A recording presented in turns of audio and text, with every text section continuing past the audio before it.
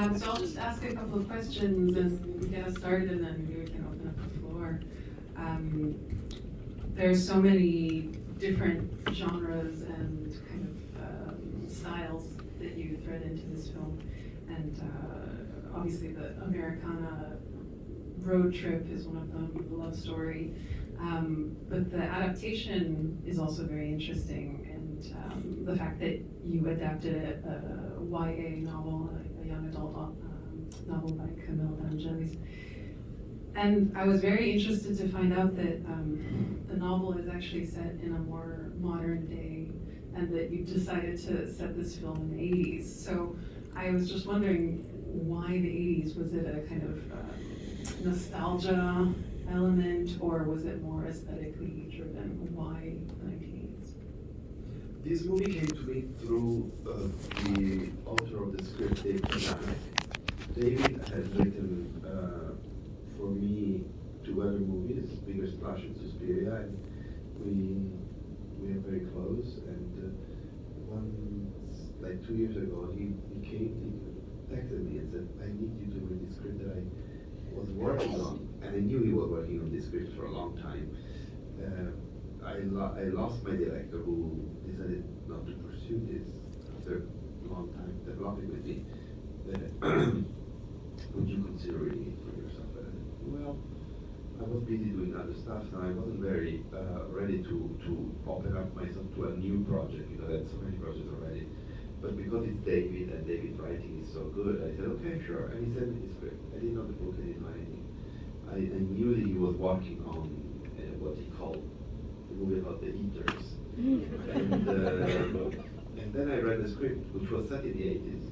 And I found the script beautiful and compelling for many reasons, and including the fact that I found in it people that I wanted to see being, and people, and I knew there were people that I wanted to see being embodying these people, starting from Lee, like Timmy. And that's it. Like, so the choice is purely David. And I'm the boy from the 80s, so it's always interesting for me to go back to that day. That was my first response. Marin's father's car was my mother's car. So it really gave a lot of nostalgia, and also the idea of being on the outside as an adult. And Peter, I'm wondering if you could talk a little bit about the Americana aspect, since you worked on No Man's Land. Yes. So as Luca was saying, the script was developed by was optioned by Teresa Park, was the primary producer. Who found the material. It was a graphic novel. It is a graphic novel, and she worked with Dave to adapt the script. And when they reached out to Luca, Luca read it, and immediately his first thought was Timothy for this. And because of the road aspect part of that, he called me and he said, "Hey, would you join us for this project?" And it's a bit of a road movie, which I know I just gotten done with Nomadland. And part of me was like, back on the road again, and doing that. But getting the band back together, getting a chance to work with Luca and Timmy again, and Michael Stuhlbarg, obviously, who does a great job in the movie, and then to kind of work with this new team of folks to come together and do Luca's version of America. Having Chloe's version very different, but getting to see, it's an amazing experience to get to see your own country through the eyes of a director from another country, and so it was always inspiring and always teaches you new things. So that was another thing I was wondering about. Luca, how do you see the United States? What is your understanding of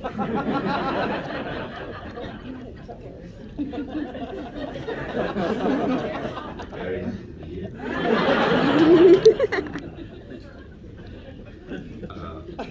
Jokes aside, I'm very happy to be here. It's complex. You can't see the United States as one thing, of course.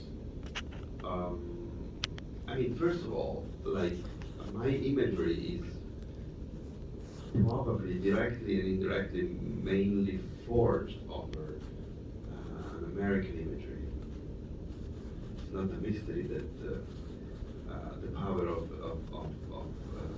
cinema and the power of imagery at large is part of the American identity that he is pushed out into the world from America.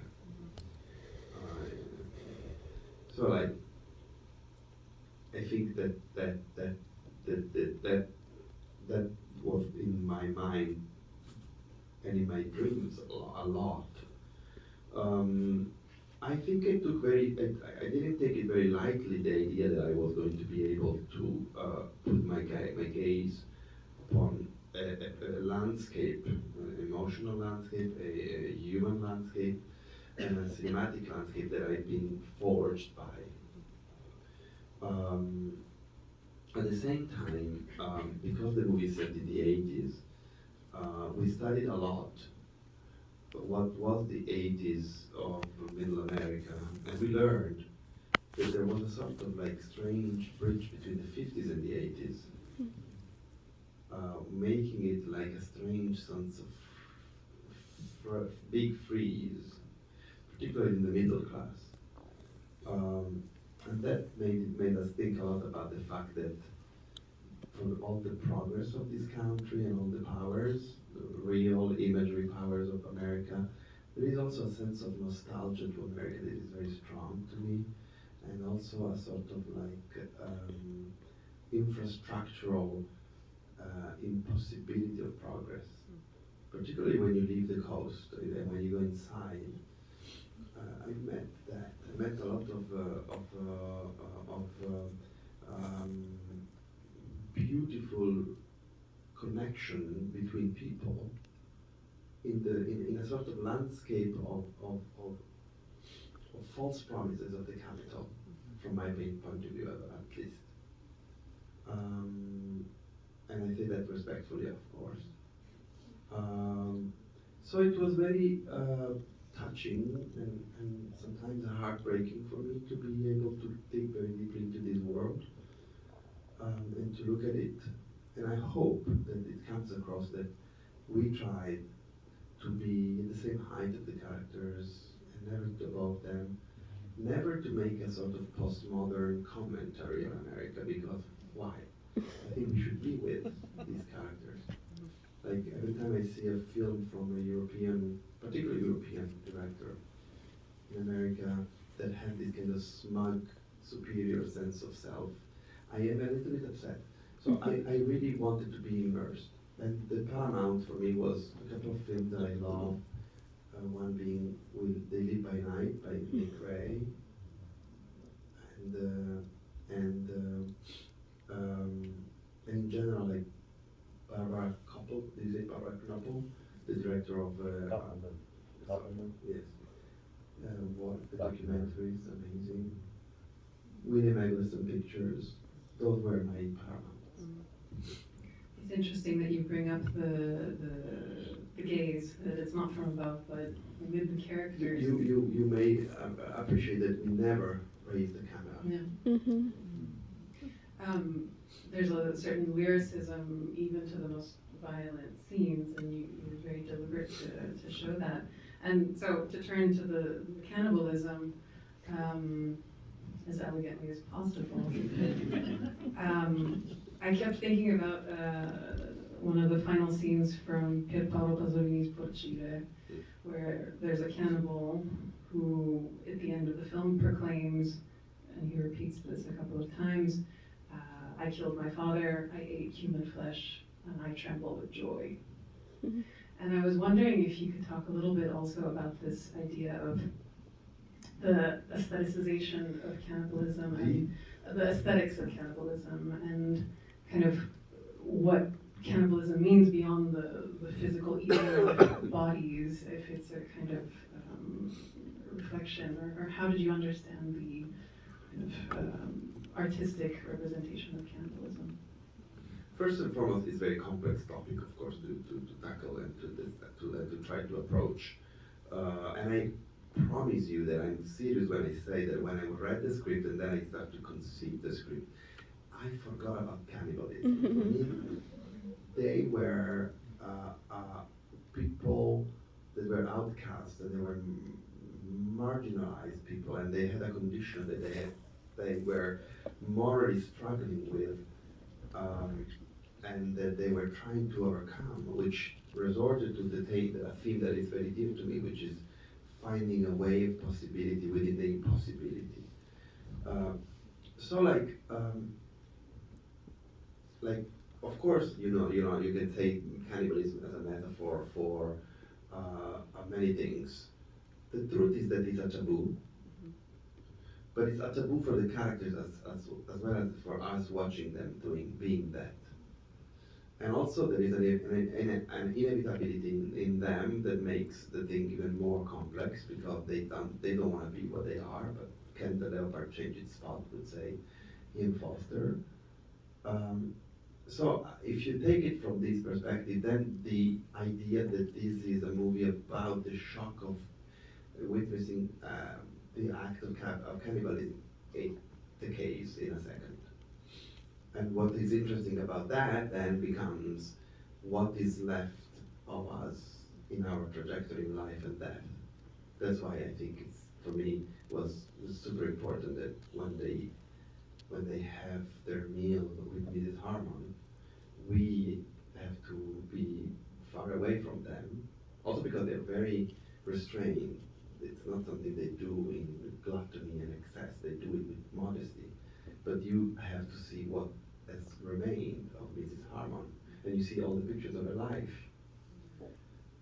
So you think, it made me think a lot. Like, I lost my father before doing this movie, so it's like I think about my father much, and I think like, what is left of my father now that his body is it's not burned because we made him cinder, but like, what is the physical destruction of the body means within the legacy of someone that lived a life in the memory of people.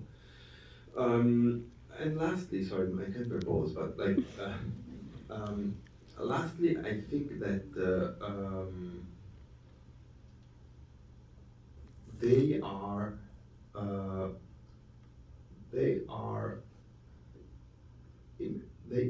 are two kids who are trying to dream the possibility of being, and they're constantly chased by this kind of like adulthood that is merciless and rotten and cynical. So in a way, Call Me By Your Name was about the transmission of knowledge between generations, and this is the actual opposite of it. Because you have one side of the coin, and then you have to see the other side of the coin. And that's why you mentioned our divine and lovely Michael. It was very wonderful that he accepted to come back on this movie, playing this perverted father figure, where he was the benign and beautiful father figure in that movie. We will open up for questions. Do you want to yell or? Yeah. Thank you so much for making the film. It was like a really unexpected kind of voyage into fitting in and finding community in a way that I never thought I was going to see going into the film tonight. So that was really fun. I was wondering if you could talk a bit about the music. For me, that was like a part of this film that totally transformed it from what I expected. And there was one scene in particular, as Timothy's telling Chloe about how he ate his father and the music. You mean Maren? Maren, yeah. Telling Taylor. Sure. Yeah. Taylor is the character. The actor who plays Maren, and Chloe plays the mother of Maren. Sorry. Right. I'm being petulant, but. And the music just like blossoms in this beautiful way, and it like seems to follow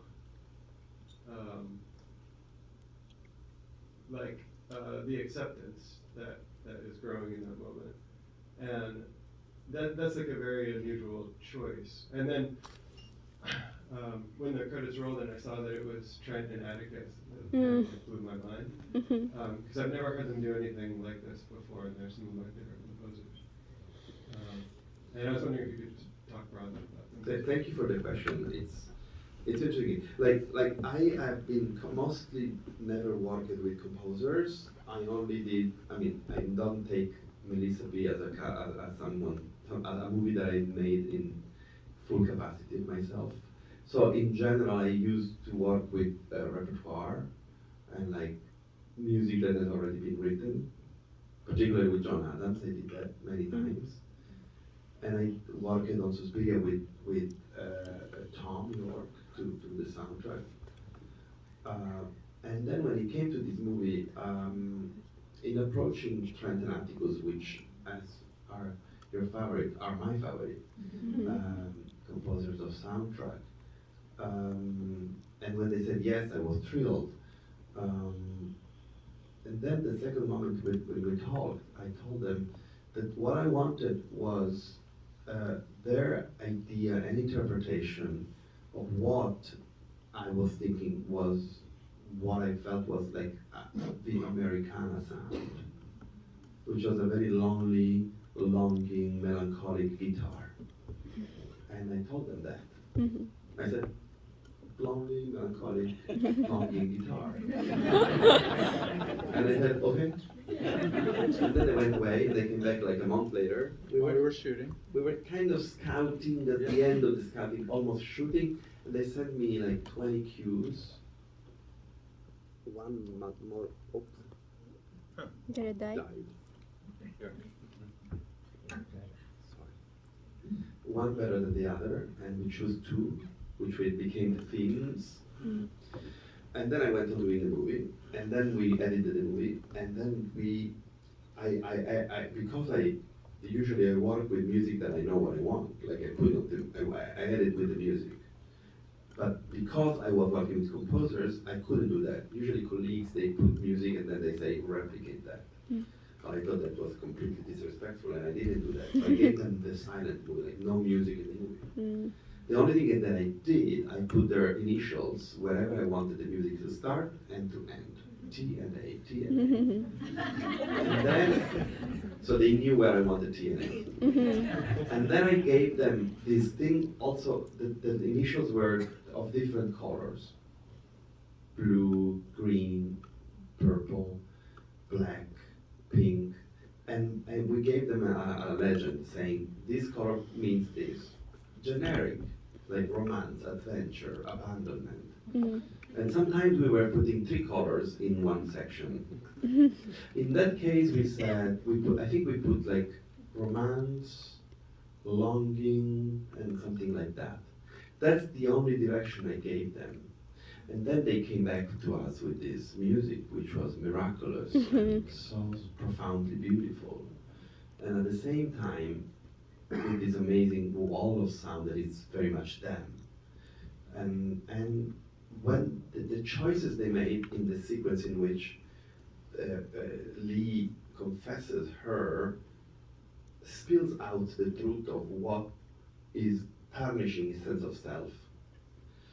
It had to be a glossary moment. It couldn't be a dramatic moment. It had to be a moment of the beginning of the fulfillment of love. Because when you recognize yourself into the gaze of the other, and the other receives back your otherness and doesn't want to change it, actually welcomes the obscenity of your otherness. And what's more obscene than confessing that you have eaten your father and you enjoyed that, as you pointed out wonderfully, referring to Pasolini. That's the most pure moment in which finally they are sealing forever their love. So it was very smart what they did, and beautiful. And now they're doing the soundtrack of my new movie. Woo!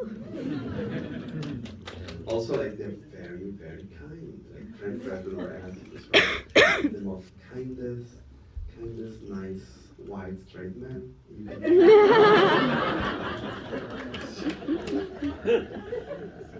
That's cool. Question? No, other than you can imagine for those of us who English is a first language, seeing TNA throughout this movie. Oh, wow! I didn't know that. I didn't know that either. So, wow, I wasn't making that joke. Next time we do A&T. A&T. Whatever my sense they were. So sorry. But it was remarkable how it did, from the moment they had such a clear idea of what they wanted from the beginning and what you wanted, and it did not change from that very first version that we heard while we were shooting. And it informed a lot. We played it a lot while we were shooting for the actors. Yeah. They played, you know, it was often there. I have a question Yeah. about. Oh, I wanted to ask if you read the original novel, and whether that was probably after you read the script, right? Yeah. And I don't know, just what you thought of like the changes in the script, and I don't know. I thought they were really good changes. The process was like I got the script, I handed it to Timmy. Timmy and I spoke a lot about it. Timmy had very beautiful ideas and very strong ideas. And then we spoke to David, and we made workshops with David, and then the script changed, it became ours. Then I read the book. Like adaptation is about betraying something in order to fulfill the spirit of that thing.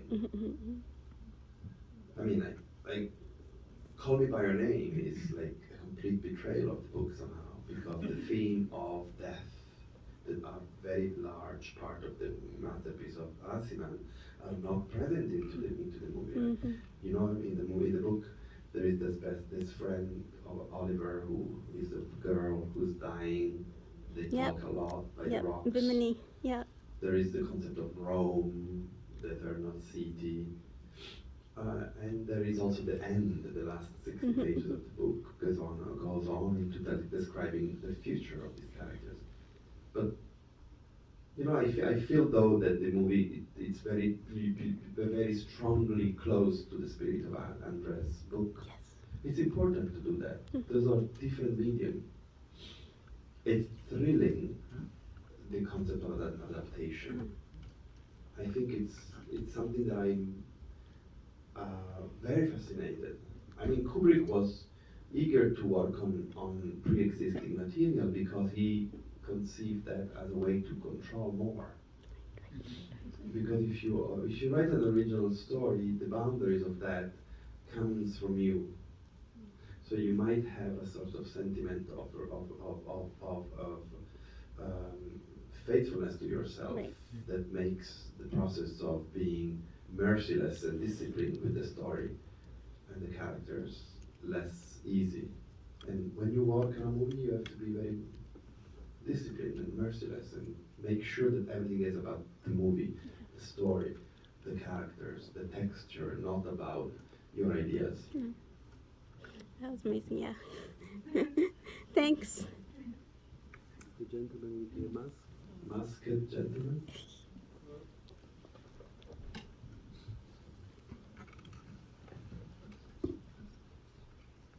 So first of all, I loved the film. It was really beautiful. Yeah. And I just wanted to say, you brought up earlier how, you know, in this film, both of these characters are facing adulthood, and how that's a big theme of what's going on. But I also noticed that you sort of have this sense of youth imposed on them by the other people that they encounter in the world, like the woman with the bus ticket, or at the diner with the cup of decaf coffee, or even when Chloe Sevigny appears, it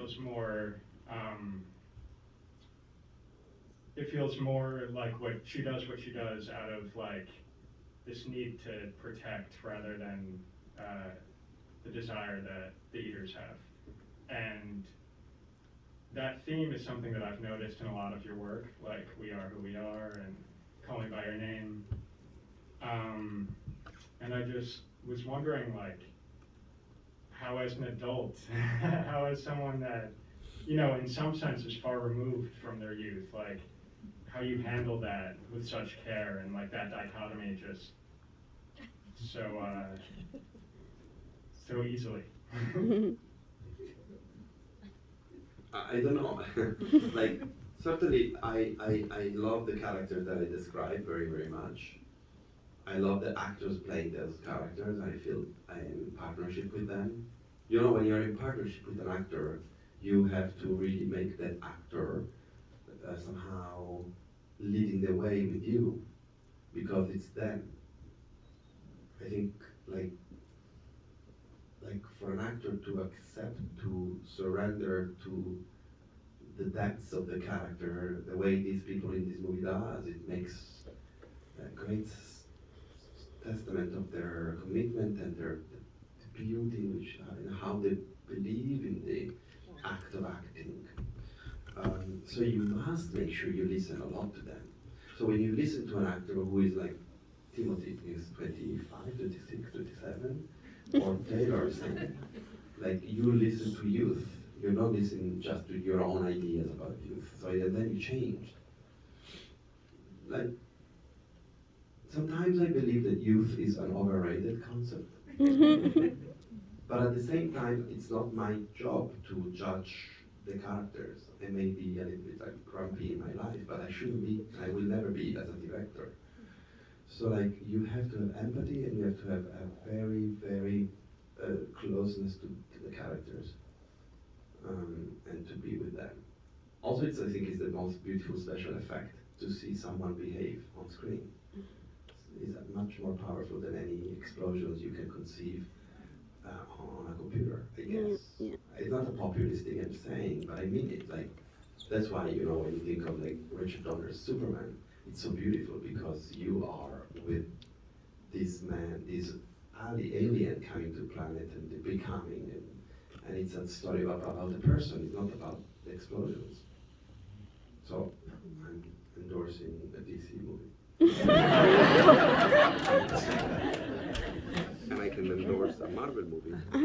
They keep going. About Sam Raimi's Spider-Man. So. Nah.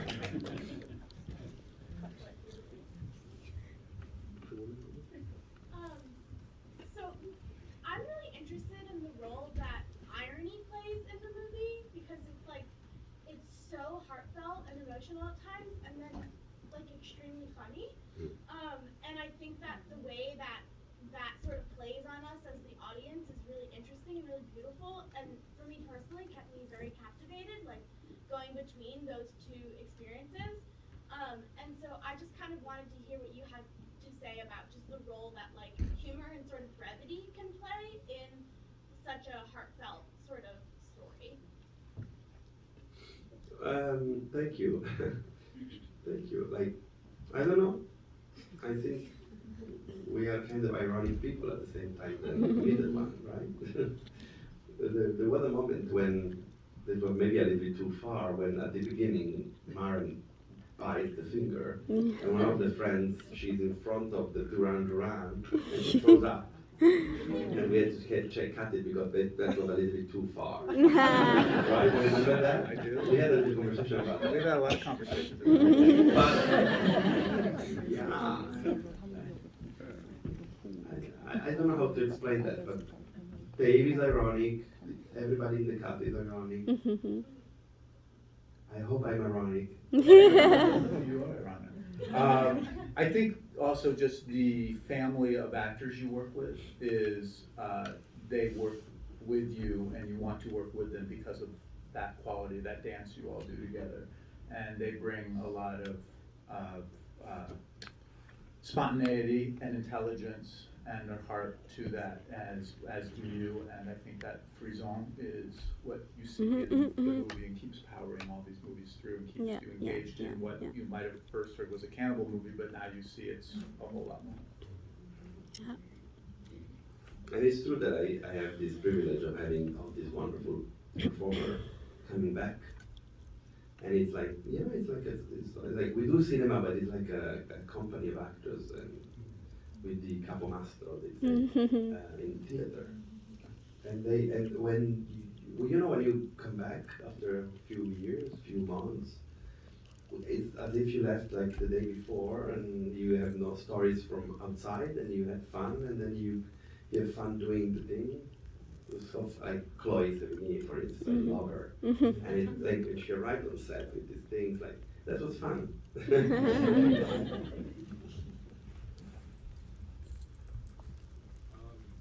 Speaking of actors, speaking of actors coming back, I mentioned I noticed that Jessica Harper Yeah. came back for a little scene, and I just wanted to know more about how that came about after her kind of extended cameo in Suspiria and her part in the story and all that. Well, Jessica is one of my favorite actors. Mhm. I loved her. Shock Treatment, on Suspiria, Mhm. Phantom of the Paradise, and so many more. Like she's amazing, and the idea that I can work with her, that she says yes to me, is a privilege. I don't think she was playing a cameo in Suspiria. I think she was like kind of a leading role because Anke is so important for the way in which Mr. Dr. Klepper is. Yeah. He lives for her. It's the illusion of his life, being a man of reason. So even if she appears on screen, not for long, she still is one of the columns of that movie. In this case, like, I think like Jessica has very beautiful observational qualities, and the way in which she created the behavior of the grandmother of Maren was beautiful to see evolving on screen. It's a pleasure to work with her. She's fantastic. Mm. You pick. Staying on that topic, let's speak about Mark Rylance. Mm.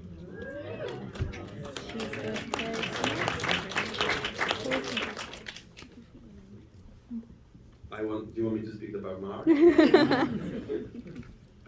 Well, I mean, I saw him playing in Patrice Chéreau Intimacy when the movie came out in 1996, I think.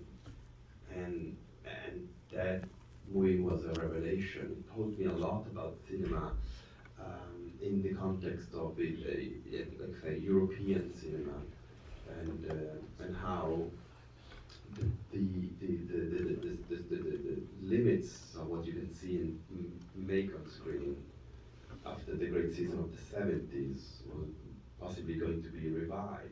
I don't know who saw Intimacy, Chéreau movie. Nobody. Who else is in it? Who else is in it? You I may have have to seen go it. and see it. It's like incredible performance by Mark. And it's really about this, who knows Patrice Chéreau? Okay, now I go into a sort of like lesson.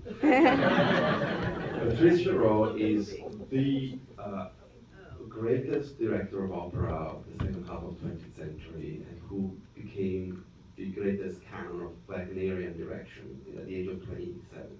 Mm. And then he became a director. He made La Reine Margot, Queen Margot, with Isabella Gemini, and so many other movies.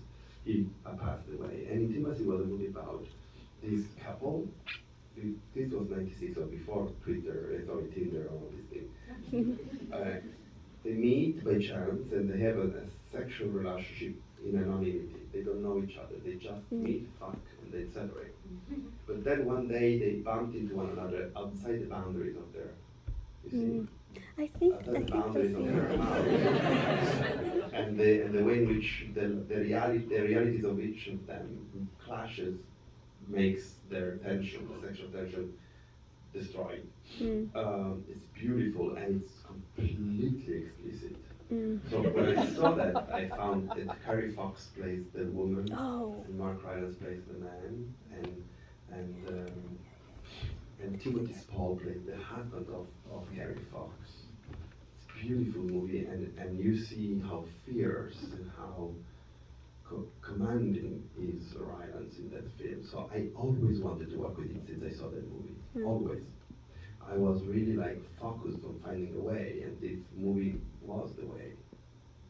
And building the character, you could see the command of this actor. It's total.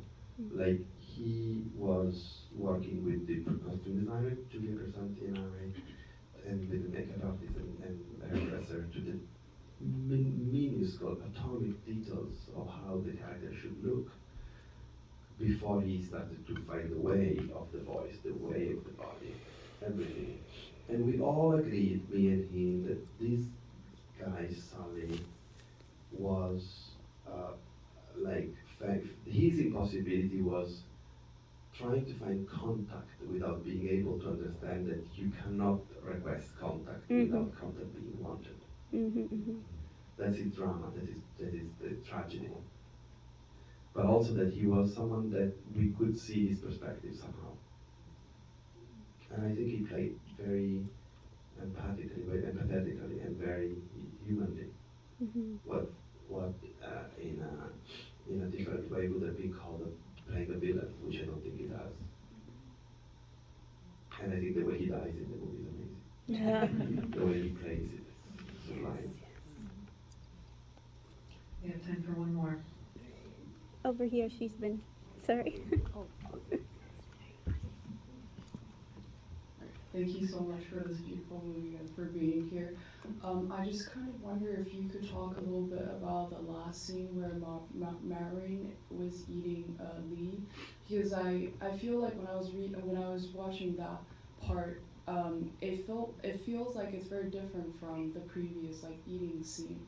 It's at least I feel like portrayed in a different way, and I feel my friends and I were talking about how there's almost a sense of eroticism in the last scene, and so I was just kind of wondering if you going from there could talk a little bit about the connection between love and I guess the physical act of cannibalism, because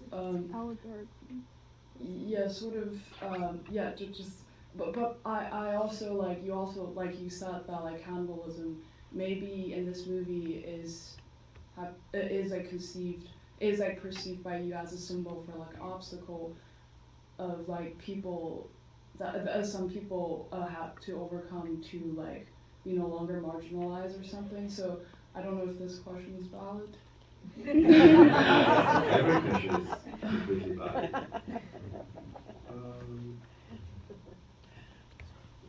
Well, she, it's a terminal moment for both, and she, I think it's a question for Timothy and Taylor possibly. I think it's a question for them. I can tell you that for me, Marin and Lee are in a terminal moment in which they have to face this inevitability, and the inevitability comes through different energies. One is that he's dying, the other one is that she starts to feel a ramping urge of feeding, but at the same time in doing that, she probably, I guess, everyone's idea is valid as much as mine, she's kind of starting to consider that by doing what she's going to do, she's kind of being merciful toward him. It's a very complex moment. Yeah. But for me, what I can say is that I feel it's wonderful because of the way they act that scene. And just to finish the note on this, that's the moment that inspired one of the greatest American artists, Elizabeth Payson, to paint this amazing painting that she called The Kiss, which actually it's nice. that we used to celebrate the movie in Venice. Yeah. Gorgeous. Awesome. I think that's all the time we have. Thank you.